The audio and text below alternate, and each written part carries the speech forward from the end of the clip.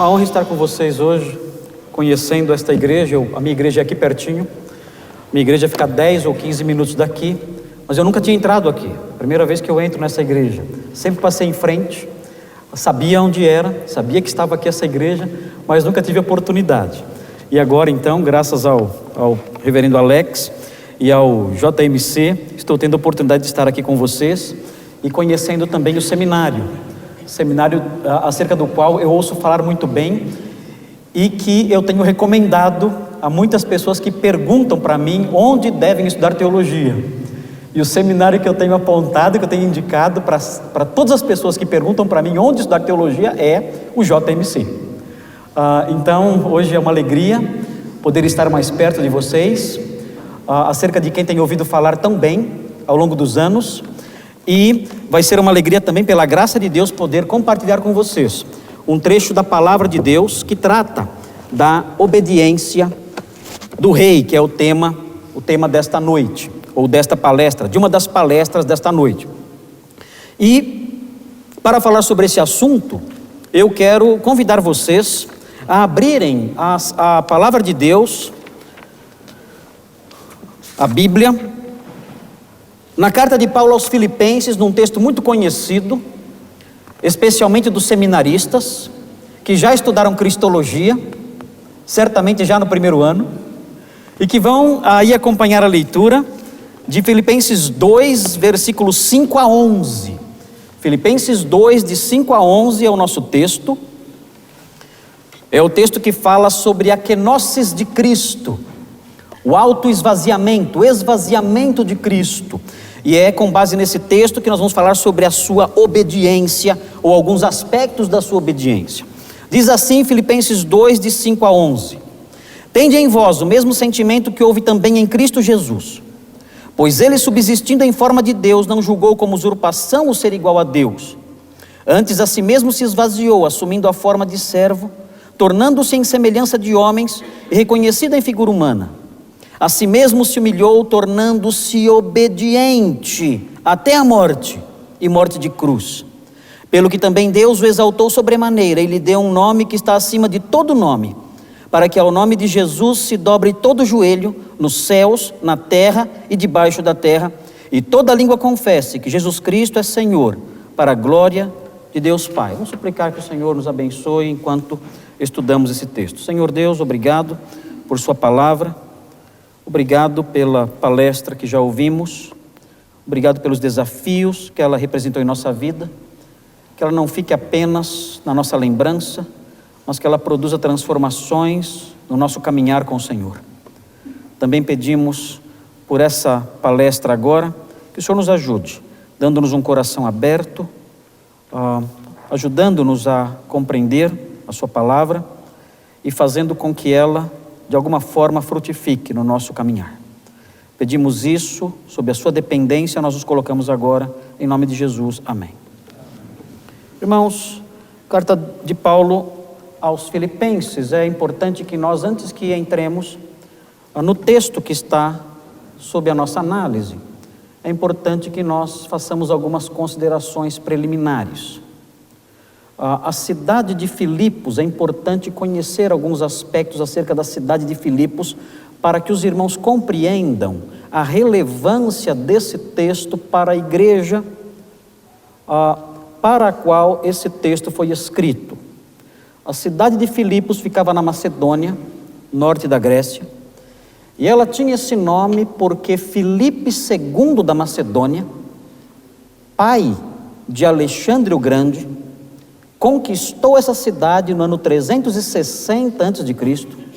e mudou, e passou o nome dela, substituiu o nome dela para Filipos.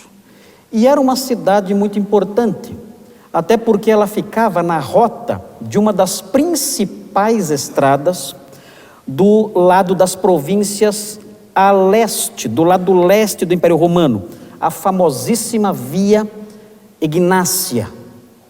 Essa estrada existe até hoje, inclusive com partes dela bem calçadas, até mais conservada do que a Fernão Dias, que eu pego todo dia, vai para casa. que mostra que a habilidade dos romanos para construir estradas era insuperável, né? Não superaram até hoje. E por estar situada nessa estrada, na Via Egnátia, essa cidade era uma cidade próspera, uma cidade que adquiriu um status muito importante, e nos tempos romanos ela foi elevada à condição de uma colônia romana, e por causa disso as pessoas que viviam nessa cidade, especialmente oficiais romanos e soldados romanos, essas pessoas desfrutavam do jus italicum. Elas eram cidadãs de Roma, ainda que vivessem longe de Roma, eram consideradas cidadãs romanas.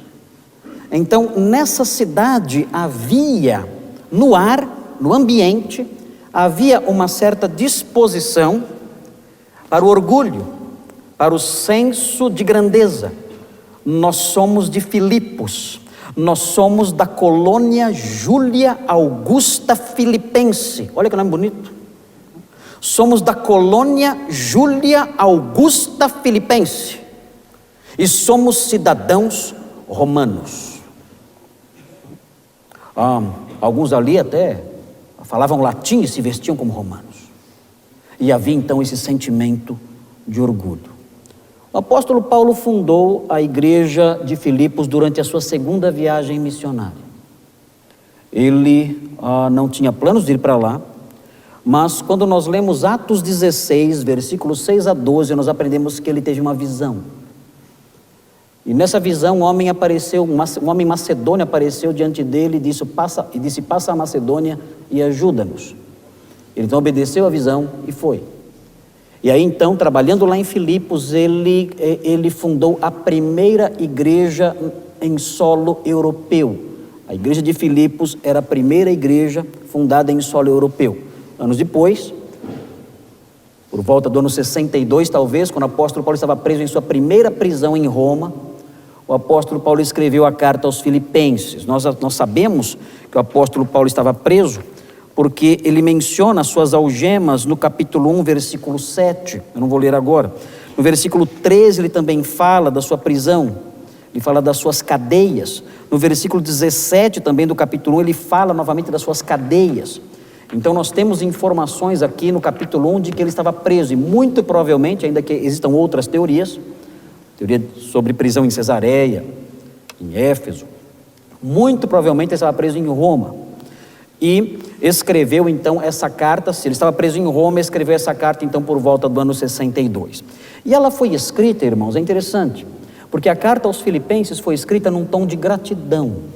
O apóstolo Paulo estava contente porque havia recebido uma ajuda, um presente dos filipenses. Se os irmãos olharem no capítulo 4, os versículos 10 a 20, os irmãos vão ver a alegria do apóstolo Paulo, porque ele recebeu uma dádiva dos filipenses. E os filipenses tinham participado já outras vezes do sustento do apóstolo Paulo. E o apóstolo Paulo então escreve, alegre e satisfeito com essa igreja que o ajudava tanto. A carta aos Filipenses é uma das cartas do apóstolo Paulo que mantém um tom bastante sereno, alegre e amigável. A palavra alegria, ou referências à alegria, aparece diversas vezes em Filipenses, porque o apóstolo Paulo está bastante satisfeito com essa igreja. É uma carta que não tem tantas broncas. Tem algumas broncas sim, claro, o apóstolo Paulo não ia perder essa oportunidade, né? Mas é uma carta light, é uma carta leve, é uma carta em que ele mostra a sua apreciação e a sua satisfação com aquela igreja, a igreja de Filipos. Mas, como eu mencionei, nem tudo é perfeito. Se vocês, seminaristas do José Manuel da Conceição, sonham com uma igreja perfeita, pode sair do seminário agora. Isso não vai acontecer, você nunca vai encontrar uma igreja perfeita aqui neste mundo. Se havia uma igreja que poderia se aproximar um pouquinho disso, talvez fosse a igreja de Filipos, quando comparamos com as outras igrejas do Novo Testamento. Mas a igreja de Filipos tinha problemas também. Quando nós olhamos, por exemplo, o versículo 1:27, nós temos aí algum indício de que faltava unidade, um pouquinho de unidade na igreja. E por que faltava um pouquinho de unidade na igreja? Porque havia um problema básico na igreja, que era o orgulho que caracterizava o ambiente cultural de Filipos e que tinha penetrado na igreja. E esse orgulho então gerava essa falta de unidade. O versículo do capítulo 1, versículo 27, dá indícios disso. O próprio texto que está diante de nós, quando ele diz: tende em vós o mesmo sentimento que houve também em Cristo Jesus, ele dá indícios de que esse sentimento estava faltando na igreja de Filipos. E nós vemos nos versículos 1 a 4 do capítulo 2, a sua ênfase para que eles nada fizessem por partidarismo ou vanglória, mas sim por humildade, considerando cada um os outros superiores a si mesmo. Estou lendo 2:3. Versículo 4, não tenha cada um em vista o que é propriamente seu, senão também cada qual o que é dos outros. Isso tudo mostra que aqueles irmãos, eles viviam num ambiente também marcado pelo orgulho e por intrigas decorrentes desse próprio orgulho. É no capítulo 4:2 que nós temos uma alusão às conhecidas Evódia e Síntique. Duas mulheres que não se davam bem. O texto diz no versículo 3:4:3, rogo a Evódia e rogo a Síntique, pensem concordemente no Senhor. Eram duas mulheres que brigavam. Hoje em dia as mulheres não brigam mais, mas naquela época, na época dos homens primitivos, as mulheres brigavam, tinham intrigas umas com as outras, não se davam bem nas igrejas, tinham problemas, eram crentes de verdade. Evódia e Síntique eram mulheres crentes, sérias, dedicadas no trabalho, mas não se davam bem. Uma talvez não gostasse do penteado da outra, uma achava a outra metida, alguma coisa assim, essas coisas que as mulheres falam, né? Enfim, mas havia falta de unidade na igreja de Filipos, ainda que fosse uma igreja excelente, e outros problemas também. Quando nós vemos o capítulo 3, versículo 2, nós aprendemos que a igreja estava sendo ameaçada por aquela doença, aquele mal que não larga a igreja nunca, né? A ameaça dos falsos mestres: acautelai-vos dos cães. Quem são os cães? São os falsos mestres, os cães. Uma alusão à sua impureza e ao seu perigo. Os cães, Calvino nas Institutas, no seu tempo também chama os falsos mestres de cães, e dizem que eles vivem a ladrar, a latir. Calvino era um pouco mais pesado do que o apóstolo Paulo. Paulo fala cautelai dos cães, ele fala que é cão, e ainda fala que late, é mais pesado ainda. E ele fala: acautelai-vos dos maus obreiros, acautelai-vos da falsa circuncisão. Havia o perigo dos falsos mestres rondando a igreja de Filipos. Mas o problema que preocupa mais o apóstolo Paulo, pelo menos nesse caso aqui, diferente do que acontecia em Colossenses, quando ele se preocupa mais com o problema da heresia, o problema maior que preocupa o apóstolo Paulo aqui era a questão da humildade naqueles irmãos. E como ele trata dessa questão? É interessante notar como ele trata dessa questão. Ele trata dessa questão usando a teologia. O texto da carta mais carregado, com a carga mais pesada, com a carga teológica mais pesada, é o texto que nós lemos, Filipenses 2, de 5 a 11. É o texto que tem a carga mais pesada de teologia aqui. E ele usa esse texto, um texto de cristologia complexa, um texto de cristologia elevada, profunda. Ele usa esse texto não para apresentar teorias teológicas, posições teológicas, para apresentar os seus insights cristológicos. Não, ele apresenta esse texto para resolver uma questão prática dentro da igreja. E aqui nós encontramos então o valor da teologia. Vocês que estão estudando teologia, vocês, os seminaristas em especial, valorizem esse estudo com todo o seu coração, porque é a teologia que vai servir para resolver os problemas da igreja que você vai pastorear. Se você não conhecer teologia, você não terá ferramentas para solucionar os problemas da sua igreja.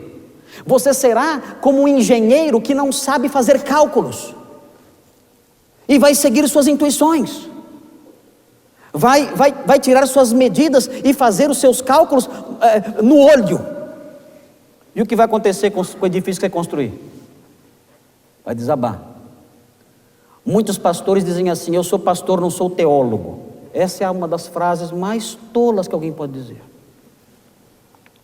Se você não é teólogo, você não pode ser pastor. É impossível. Nós temos que gastar anos e anos formando pastores. Eles conheçam teologia, para que possam pastorear com qualidade, para que possam solucionar os problemas das suas igrejas locais, das suas comunidades locais, com ferramentas verdadeiras, não através das suas intuições pessoais, daquilo que eles acham que deve funcionar. Não.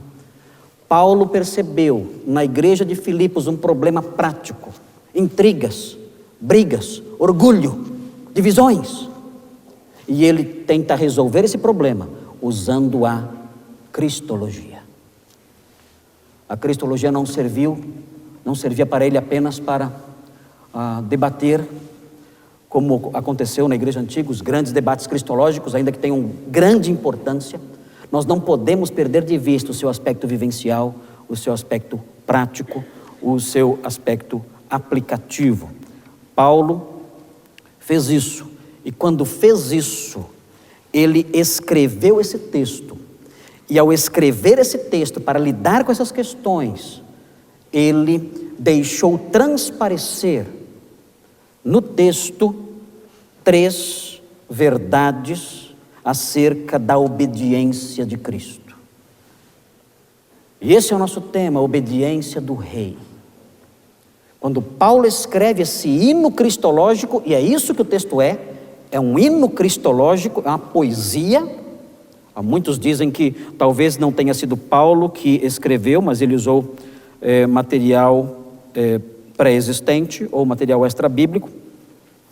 Se isso aconteceu ou não, isso não fere a doutrina da inspiração bíblica. A doutrina da inspiração bíblica admite o uso de material extra-bíblico. Vocês veem exemplos disso no Novo Testamento, os escritores usando material extra-bíblico para compor a palavra de Deus. Não tem problema, a supervisão do Espírito Santo admite que isso seja feito de forma inerrante, infalível. Não sabemos, pode ser que sim, mas é mais provável que seja o próprio apóstolo Paulo que tenha escrito mesmo o texto, ele mesmo tenha escrito a poesia, e se ela existia de alguma forma antes dele compor ela como está agora, ele a adaptou. Pode ser isso, mas nada disso, como eu disse para vocês, nada disso fere o princípio da inerrância, da infalibilidade ou da inspiração. O fato é que é um hino inspirado por Deus, é um hino que o próprio Espírito Santo moveu o apóstolo Paulo a escrever, e nós estamos aqui então diante da palavra de Deus inerrante e infalível, e esse trecho mostra, ele traz, estão consubstanciadas nele 3 verdades sobre a obediência de Cristo. E eu gostaria que vocês me acompanhassem na medida em que nós formos detectando essas verdades. Nós temos quantos minutos? 40 minutos? 30 minutos, não sei. 35. Então o pastor vai puxar meu paletó. Quando bater 35, o pastor Alex puxa meu paletó aí. Vamos deixar o passar do tempo. Eu costumo falar na minha igreja 1h20. É o meu tempo. Meu tempo é 1h20. Hoje eu vou tentar reduzir bastante. Hoje eu consigo falar tudo em 35 minutos aqui. Vamos seguir em frente então. A primeira verdade que vocês devem acompanhar aí está consubstanciada nos versículos 5 e 6. Prestem atenção na primeira verdade, é a seguinte: a obediência humilde de Cristo foi precedida por uma disposição sacrificial. Vou repetir. A obediência humilde de Cristo foi precedida por uma disposição sacrificial. Prestem atenção no que diz o texto, observem. O texto diz assim: tende em vós o mesmo sentimento, sentimento que houve em Cristo Jesus. Na realidade, essa tradução, traduzido aqui como sentimento, não expressa exatamente o que o texto está dizendo. O verbo fronel, que é usado aqui na forma froneite, eu posso falar assim para vocês, porque são seminaristas, vocês entendem o que eu estou falando. Esse verbo dá a ideia de disposição mental, pensamento. Ou seja, ele está dizendo, tende em vós a mesma disposição mental que houve em Cristo. Ou seja, o Senhor Jesus, antes de obedecer, antes que houvesse obediência da parte dele, e falaremos mais dessa obediência na sequência do texto, antes que ele colocasse a sua obediência em prática, houve nele, dentro dele, uma disposição mental favorável a se sacrificar, a se dar. A obediência humilde de Cristo foi precedida por essa disposição mental de se sacrificar. Há outros tipos de obediência. Os pais que têm crentes em casa sabem que nem toda obediência ela é acompanhada de uma disposição mental favorável. Os filhos obedecem, mas obedecem de má vontade. E a obediência de má vontade, ela mais irrita o pai do que deixa o pai satisfeito. O pai até fala, quer saber? Deixa que eu faço, vai embora. Esse tipo de obediência, ainda que surta algum fruto, ainda que tenha algum resultado, é na realidade uma obediência que ofende, é obediência ofensiva. Ela não é acompanhada de uma disposição de coração. Mas o que nós vemos aqui no nosso rei, na beleza do nosso rei, na beleza do rei expressa em sua obediência, é a existência dessa disposição favorável ao sacrifício, essa disposição mental voltada para a humilhação e o sacrifício. O texto continua, tende em vós o mesmo sentimento que houve também em Cristo Jesus, pois ele, e aí vem um trechinho curioso, o texto diz, pois ele subsistindo em forma de Deus, note bem, Deus não tem forma, ainda que a palavra aqui seja morfé, Deus não tem forma, a palavra forma aqui, ela deve ser entendida como posição, ainda que ele ocupasse a posição de Deus, ou pode ser entendida como natureza. Essa palavra aparece novamente no versículo 7. O texto diz que ele assumiu a forma de servo. É exatamente a mesma palavra. E aí dando a entender então que ele assumiu a posição de servo, ou a natureza de um servo. O Senhor então, ele subsistindo em forma de Deus, ou existindo nessa natureza divina, e aí vem agora o conteúdo dessa disposição mental. O que havia na sua mente que o levou a obedecer? É importante que nós saibamos o que havia em sua mente que o levou a obedecer. O texto diz, ele não julgou como usurpação o ser igual a Deus. Era isso que havia na sua mente. A sua disposição mental tinha um conteúdo. E que conteúdo era esse? Ele não julgou por usurpação ser igual a Deus. Essa tradução da Revista Atualizada, ela não deixa as coisas muito claras para nós.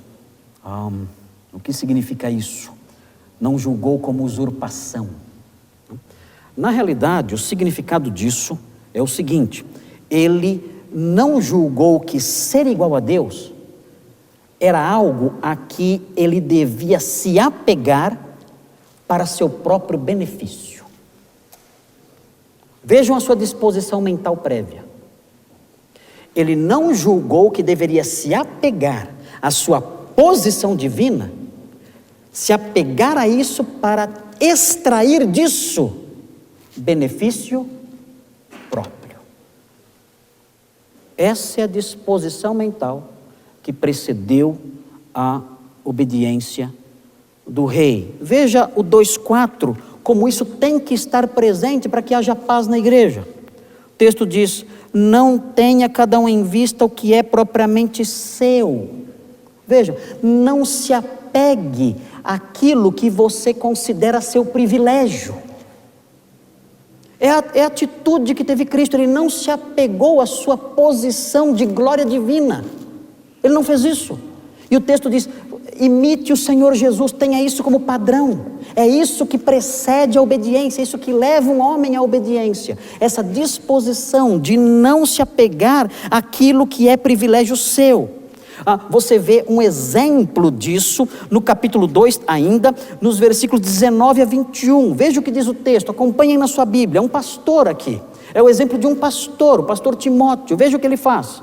Paulo diz assim: espero, porém, no Senhor Jesus, mandar-vos Timóteo o mais breve possível, a fim de que eu me sinta animado também, tendo conhecimento da vossa situação, porque a ninguém tenho de igual sentimento. Aqui não é a palavra sentimento que está em 2:5, não. Aqui é outra palavra, é a palavra isopsion. É outra palavra grega, não é a palavra que está lá.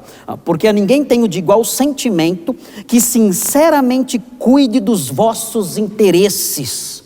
Vejam, Timóteo, ele tinha essa disposição mental de cuidar dos interesses dos outros, se desapegar dos seus privilégios. Aí o apóstolo Paulo mostra o contraste de Timóteo com outros mestres. Ele diz: pois todos eles, os mestres falsos, buscam o que é seu próprio e não o que é de Cristo Jesus.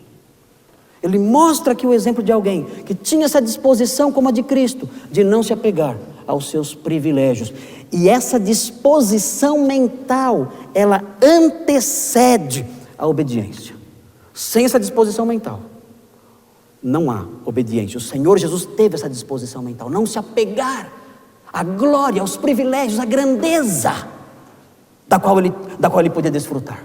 Não se apegou a isso. Se humilhou, abriu mão disso, e então foi obediente. O Senhor ordena que nós, cristãos, cuidemos uns dos outros. Visitemos os enfermos, abramos mão de alguns privilégios que temos, do nosso tempo, do nosso lazer, do nosso dinheiro, para realizarmos algumas funções que devem honrá-lo, que servem para honrá-lo. Mas muitas vezes nós temos uma disposição mental que passa longe do desejo de sacrificar-se. E porque temos essa disposição mental diferente dessa do Senhor, nós não obedecemos. Sem essa disposição mental, não há obediência. E o Senhor mostrou a beleza da sua obediência ao revelar essa disposição mental de não se apegar aos seus privilégios. Uma vez uma senhora me telefonou para reclamar da igreja. Ela disse assim para mim: pastor, estou muito triste com as senhoras da igreja. Por quê? As senhoras são tão boazinhas. Porque eu fiquei doente e nenhuma veio me visitar. Nenhuma. E eu também não tinha ido. Pior era isso, né? Pior era isso. Fazia um café ruim para chuchu, eu falei: não vou lá não, estou fora. Enfim, eu lamento muito. Eu ouvi o choro dela, a lamentação dela. Aí no final da conversa eu perguntei para ela o seguinte: irmã, faz quantos anos que a senhora é membro da nossa igreja? Ela disse: uns 10 anos, né, pastor? Eu disse: e quantos irmãos doentes a senhora visitou nesses 10 anos? Tu.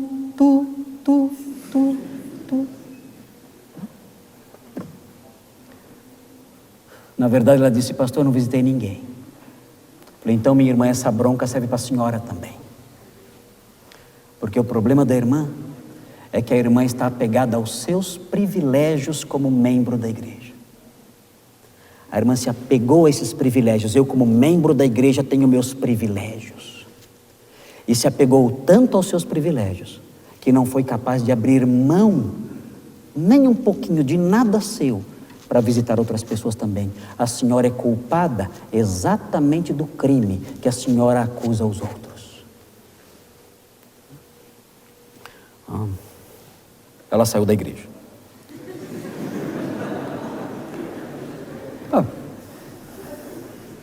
Fazer o quê? Não consigo agradar todo mundo. Ok. Essa é a primeira verdade. Versículos 5 e 6. A obediência humilde de Cristo foi precedida por uma disposição sacrificial. Cristo, na sua mente, não julgou que os seus privilégios divinos era algo a que ele deveria se apegar. Mas a segunda verdade, acompanhe aí, anote aí. A segunda verdade está consubstanciada nos versículos 7 e 8. Acompanhe aí na sua Bíblia. E os versículos 7 e 8 dão ensejo a que nós pronunciemos a seguinte verdade: a obediência humilde de Cristo foi manifesta numa humilhação extrema. A obediência humilde de Cristo foi manifesta numa humilhação extrema. Vamos caminhar. Veja o que diz o texto. Versículo 7, o texto diz: antes a si mesmo se esvaziou. O que significa esvaziar-se? É aqui que nós temos a palavra, a alusão ao substantivo kenosis. Daí o nome das diversas teorias que os seminaristas aqui já estudaram, as diversas teorias kenóticas. Na minha época de seminarista havia uma teoria kenótica em voga, na década de 80. Havia a teoria kenótica que dizia que Cristo abriu mão dos seus atributos, de alguns dos seus atributos enquanto esteve aqui na terra. O atributo clássico que era mencionado na época era a onipresença. Então diziam, Cristo abriu mão da sua onipresença enquanto esteve aqui nesta terra. Assim diziam com base em Filipenses 2,7. Essa era a proposta daquela teoria kenótica. Ou diziam, olha, ele também abriu mão da sua onisciência, porque daquele dia e hora ninguém sabe, nem mesmo o filho. Aí diziam, está vendo? Durante o tempo em que ele esteve aqui, ele abriu mão da sua onisciência. Então Cristo se esvaziou, abrindo mão de alguns dos seus atributos divinos. O grande problema dessa teoria kenótica, que não é das piores, há piores do que essa, mas o grande problema dela é que ela não se encaixa no ambiente textual que estamos lendo. Esse texto não fala nada de atributos. Esse texto não fala nada de abrir mão de atributos. Esse texto fala do Senhor Jesus se despojar, ficar vazio, abrir mão de toda a sua glória, do desfrute da sua grandeza. Isso é esvaziar-se. É ele se despojar, abrir mão dos seus privilégios. Isso é se esvaziar. E nós falamos bastante sobre o esvaziamento de Cristo, mas lembrem-se, o apóstolo Paulo começa o texto dizendo, tende em vós o mesmo sentimento, ou seja, todos nós deveríamos nos esvaziar.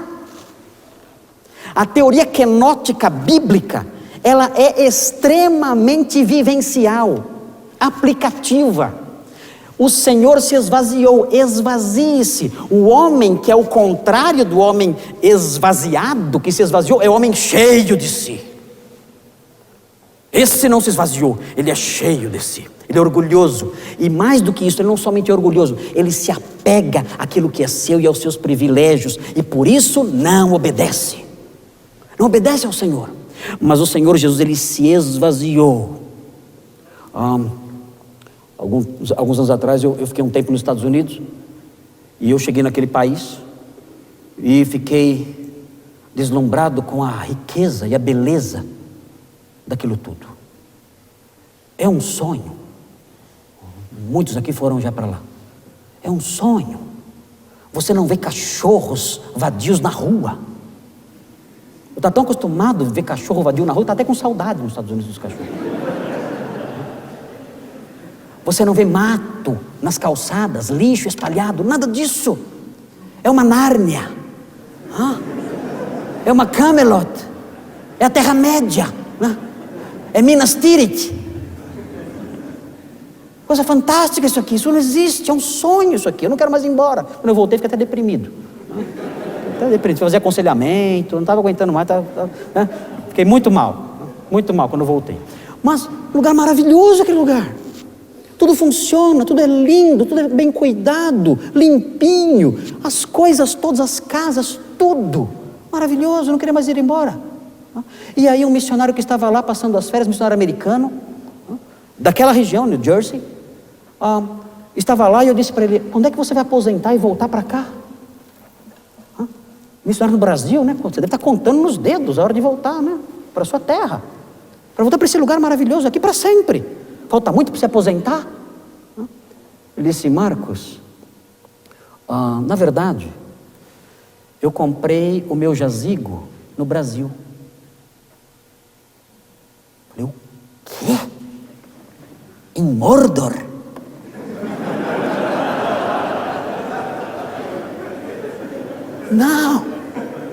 Não pode ser verdade isso. O que você fez? Verdade. Eu comprei o meu jazigo no Brasil. Isso aqui eu abandonei, deixei tudo isso aqui para trás. Lá no Brasil, eu comprei meu túmulo. Eu falei: só falta ser em Brasília. Aí é se esvaziar muito, né? Mas notem, esse missionário, ele deu um exemplo de autoesvaziamento. Ele abriu mão dos seus privilégios para servir ao seu Senhor, para obedecê-lo. Ele se esvaziou. Como foi que o Senhor se esvaziou? O texto vai explicar como o Senhor se esvaziou. E na sequência ele diz: a si mesmo se esvaziou, assumindo a forma de servo. Veja a palavra forma novamente. Ele assumiu a posição e a natureza de um escravo. Ele desceu da glória, do trono, do governo do universo, e assumiu a posição e a natureza de um escravo judeu. E o texto prossegue: ele tornou-se em semelhança de homens. Seminaristas, por favor, fiquem atentos para essas pegadinhas, né? Isso cai na prova. Quando fala semelhança de homens, pode sugerir a ideia de docetismo. Vocês sabem, seminaristas, o que é o docetismo, hein? Aqueles teólogos que comiam muito doce, eram todos diabéticos. Certo? Não. Os docetistas, eles se apegavam, eles tinham esse nome por causa do verbo dokel, aparentar. E eles se apegavam à ideia de que Cristo tinha apenas uma aparência humana, era uma espécie de fantasma. Só parecia ser humano, especialmente no aspecto físico, corpóreo, mas não tinha um corpo físico de fato, não era humano de fato. Daí a palavra docetismo. Isso aflorou nos dias do Novo Testamento e cresceu bastante no segundo século. Na França, no século II, existiam mais de 800 seitas que propunham ideias docéticas, que ficaram conhecidas como o gnosticismo desenvolvido, mais desenvolvido no século II. Mas esse texto pode sugerir a ideia de que ele tinha apenas uma semelhança humana. Mas a palavra homoiomati, que aparece aqui, aponta para o fato de ele ser exatamente igual aos homens. Não há docetismo aqui. E para fortalecer a ideia antidocética do texto, o versículo 7 conclui dizendo: e reconhecido em figura humana. A palavra figura é a palavra esquema, que se refere à forma física. O Senhor Jesus assumiu uma forma física, humana. Ele foi verdadeiramente humano. Isso significa, no caso do Senhor, se esvaziar. Abriu mão dos seus privilégios, da sua grandeza, da sua glória, e desceu aqui, não como homem comum, mas como um escravo. E ele então, diz o versículo 8, se humilhou. Paulo continua explicando o que é esvaziar-se. Veja o que é esvaziar-se. Ele então se humilha, tornando-se obediente. E aqui chegamos no elemento central. O Senhor se torna obediente. A obediência como sendo um dos fatores centrais no autoesvaziamento. Se você quiser se autoesvaziar, como Paulo ensina, não basta ser humilde, tem que ter uma obediência humilde e uma humildade obediente. E vejam a sequência. Agora, quando nós chegamos no versículo 8, nós nos deparamos com uma escada. É uma escadinha de 3 degraus. Uma escadinha de 3 degraus que desce.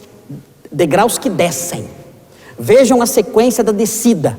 Na realidade, a descida já começou no versículo 7. Ele se esvaziou, se fez servo. Vem o versículo 8, então diz: a si mesmo se humilhou. E se humilhou como? Aprendemos no versículo 7, ele se fez homem e servo. Servo e homem. E aí ele vai descer mais, tornando-se obediente até a morte. Desceu um degrau a mais, afundou mais na sua humilhação. E aí o versículo prossegue e diz: e morte de cruz. Desce mais ainda na sua humilhação. Porque a morte de cruz era a morte mais humilhante, degradante que alguém poderia experimentar. Quando nós lemos os evangelhos, nós fazemos isso atentamente como pregadores, observando os detalhes do texto e nos apegando a esses detalhes. Um dos aspectos que nos chama a atenção, e os pastores e seminaristas que estão aqui sabem disso, um dos aspectos que nos chama a atenção e que nos intriga num primeiro momento é a ausência de detalhes acerca da execução da crucificação. A execução do Senhor. Não há muitos detalhes. O texto diz que ele foi crucificado. E aí começa a falar de coisas ao redor ali da cruz, eventos que aconteceram ao redor ali da cruz. Não dá detalhes da execução. Por que isso acontece? Os escritores antigos eram extremamente lacônicos quando tratavam da crucificação. Por quê? Muito simples. A crucificação era uma morte tão degradante e horrenda que as pessoas não gostavam de falar dela.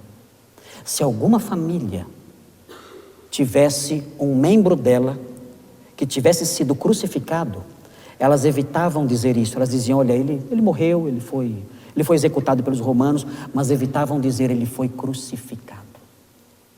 Tamanha a vergonha e o horror dessa morte. Eu poderia descrevê-la em alguns detalhes, mas isso não seria muito elegante aqui. E também o tempo não permitiria. Se você quiser ter uma noção do que era uma crucificação, entre no site da nossa igreja, www.igrejaredenção.org.br, e procure a palestra A Crucificação de Cristo, do médico, cientista e evangelista Leandro Boer. Ele vai dar detalhes da crucificação e você vai ver o que ela é. Mas as pessoas naqueles dias evitavam até mesmo falar a palavra crucificação. Tamanho horror que ela evocava. Lembra um pouquinho o modo como os nossos pais, os nossos avós, se referiam ao câncer. Na minha época de criança, que não faz tanto tempo assim, a minha mãe, ela não falava a palavra câncer. Ela falava: tal pessoa está com uma doença feia. Ela está com uma doença ruim. Ela não dizia a palavra câncer, porque essa palavra causava certa repugnância nas pessoas. Assim também era com a crucificação. Então nós vemos aqui nesse texto, no versículo 8, esse degrau. O Senhor vai descendo os degraus da humilhação, até a humilhação máxima que um homem poderia experimentar. Ele sai da exaltação máxima, como ninguém jamais provou, e experimenta a humilhação máxima, como ninguém aqui jamais provará, jamais poderia provar. E o texto então diz que ele foi obediente. Note bem, o que significa nesse texto a palavra obediente? Ele foi obediente até a morte. O que significa ser obediente aqui nesse texto? Claro, o Senhor Jesus foi obediente à lei de Deus. O Senhor Jesus cumpriu toda a lei de Deus. Ele foi obediente em cada detalhe da lei de Deus. Mas não é dessa obediência que o texto está falando. Esse texto está falando da obediência de Cristo no cumprimento das suas funções messiânicas. Atentos para isso. Cristo foi obediente no cumprimento de suas funções messiânicas. E ele foi obediente até a morte, porque entre as suas funções messiânicas estava a tarefa de dar a sua vida como propiciação pelo pecado. E ele então assumiu essa função.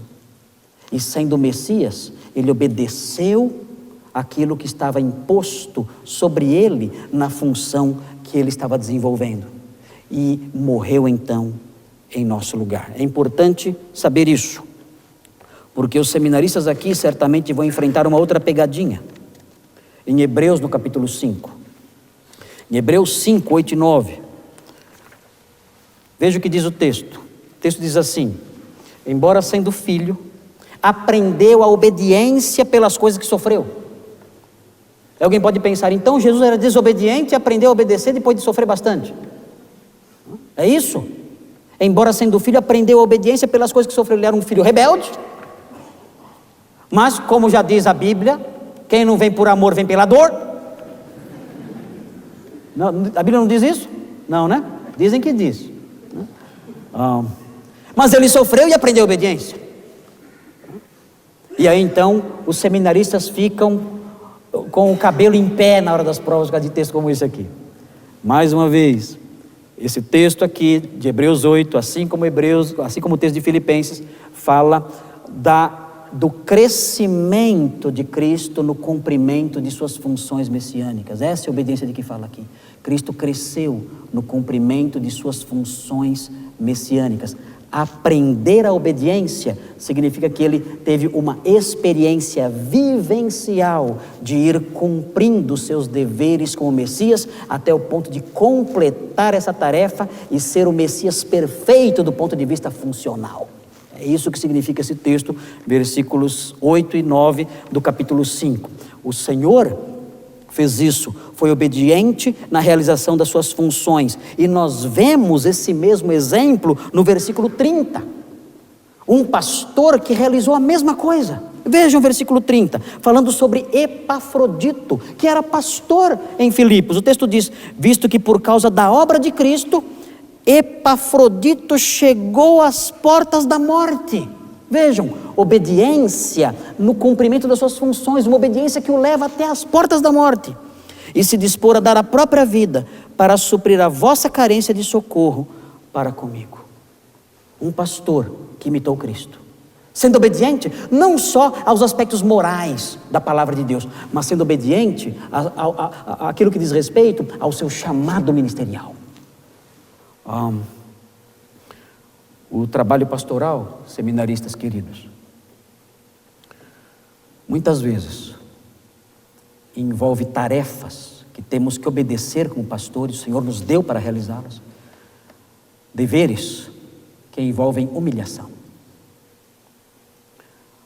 Quando nós pastores vamos a um hospital visitar um doente, muitos médicos e enfermeiras nos tratam como pessoas que estão ali atrapalhando, realizando um trabalho inútil. E nós sentimos o desprezo, a zombaria velada, a irritação de pessoas que olham para nós como que dizendo: vocês estão aqui nos atrapalhando, nós estamos fazendo um trabalho útil e vocês estão aqui realizando trabalhos inúteis, fazendo a gente perder tempo. Nós percebemos o desprezo e a humilhação quando realizamos os nossos trabalhos. Você, seminarista, está disposto a ser obediente à obediência ministerial, assim como o Senhor, e ser obediente ao ponto de ser humilhado?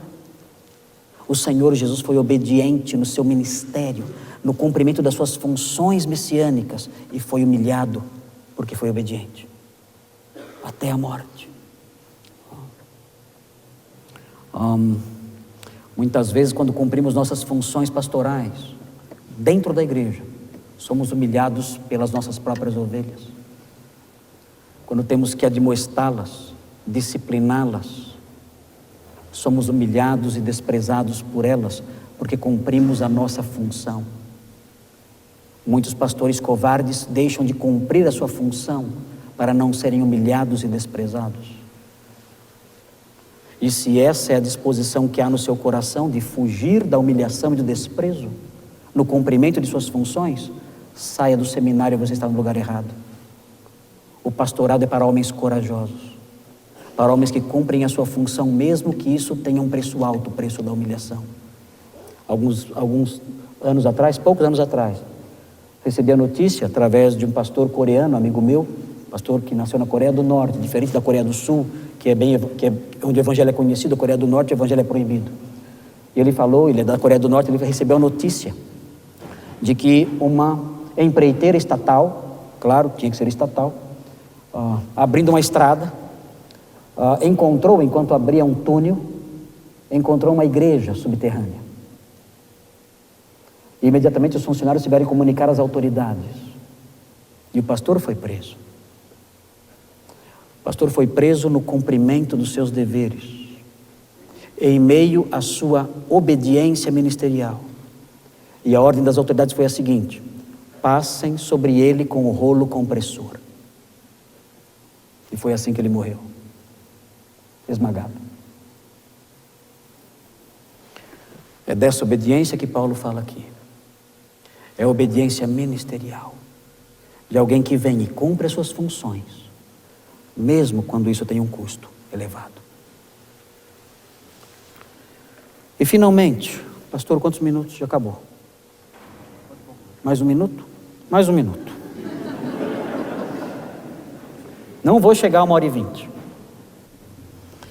A obediência humilde de Cristo foi galardoada com exaltação. Eu gosto mais dessa parte. A obediência humilde de Cristo foi galardoada com exaltação. Os versículos 9 a 11 mostram isso. Pelo que também Deus o exaltou sobremaneira e lhe deu o nome que está acima de todo nome. Alguns dizem que esse texto de Filipenses é um texto em V. Como assim um texto em V? Por quê? Alguns já acertaram já. Eu vi você fazendo o gesto aí. É o texto em V. O texto desce e depois sobe. J.H. Merle d'Aubigné, um grande historiador da Reforma Protestante, disse que a trajetória da igreja deve ser semelhante à trajetória do seu Senhor. Da manjedoura para a cruz. Da cruz para a coroa. O evangelho moderno fala da manjedoura para a coroa. Mas esse não é o processo de Deus, de glorificação. É da manjedoura para a cruz. E da cruz para a coroa. O Senhor galardoa com exaltação o seu servo que é obediente. Claro que todo crente vai para o céu. Nós cremos na preservação e na perseverança dos santos. Somos calvinistas? Amém? Amém. E não somos pentecostais. Se fôssemos, o grito seria mais forte.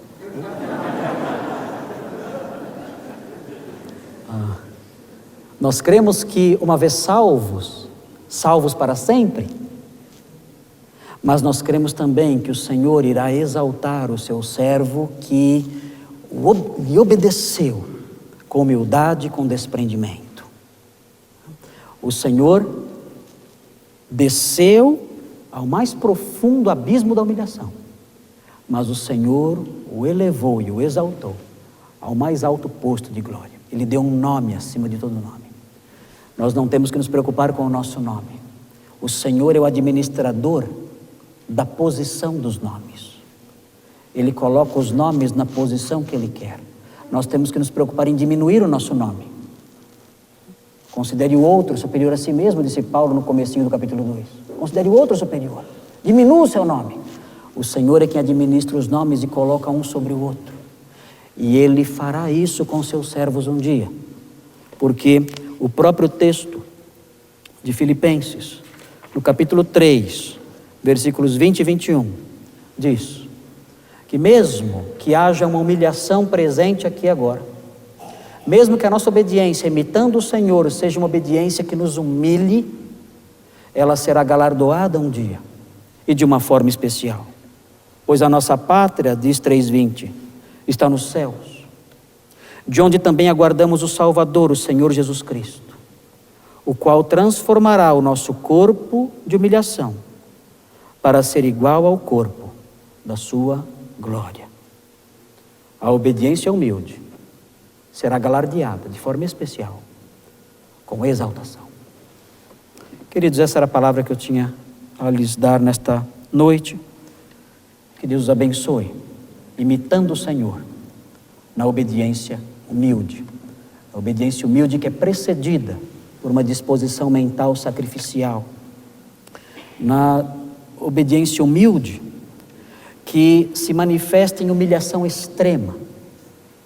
Na obediência humilde que será galardoada com exaltação. Que Deus abençoe. Amém.